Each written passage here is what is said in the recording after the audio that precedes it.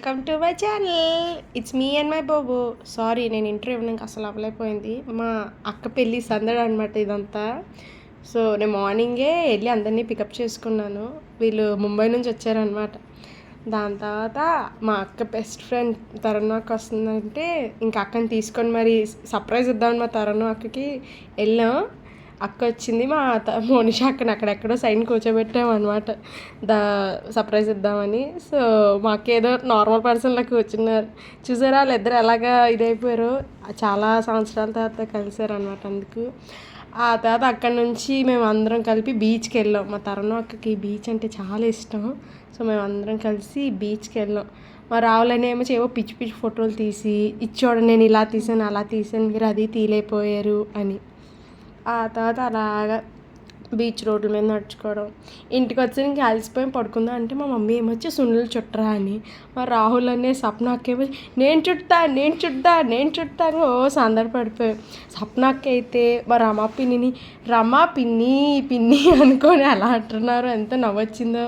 సున్నులు అయితే రాహులని పెద్ద చుట్టేశారనమాట. మా మమ్మీ ఏమొచ్చి అమ్మ అంత పెద్ద చుట్టే ఇంక అయిపోద్ది అనుకుంటే మళ్ళీ చిన్నవి చుట్టించామన్నమాట, చిన్నవి అలా అనమాట. చాలా ఇంకా రావులన్నీ ఇంకా సప్నాకే సగం చుట్టారనమాట. అవన్నీని చుట్టి మళ్ళీ అందరికీ వెళ్ళి చూపించి చూడండి నేను చుట్టాను అనుకుంటూ చూడండి ఎలా నవ్వుతున్నారు పళ్ళు ఎక్కడించుకుంటూ. అది మా అమ్మమ్మ వచ్చి పక్క నుంచి అందరికీ వీడియోలు తీస్తాం, నాకు తీవా అని.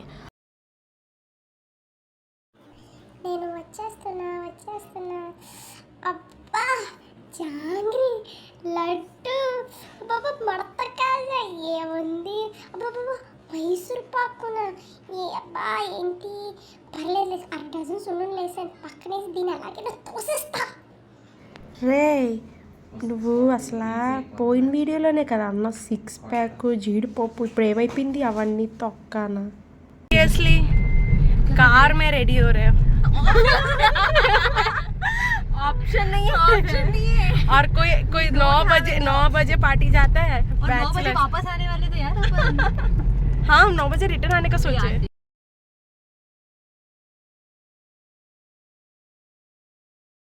ఏమొచ్చి బ్యాచిలర్స్ పార్టీకి చాలా తొందరగా రెడీ అయ్యి వెళ్ళాను అనమాట. అసలు ఆ రోజు మా అక్క బ్యూటీ పార్లర్ వల్ల అసలు ఏవి ఫోటోలు కూడా తీయించుకోలే, కానీ చాలా అంటే చాలా ఫన్ చేసాం.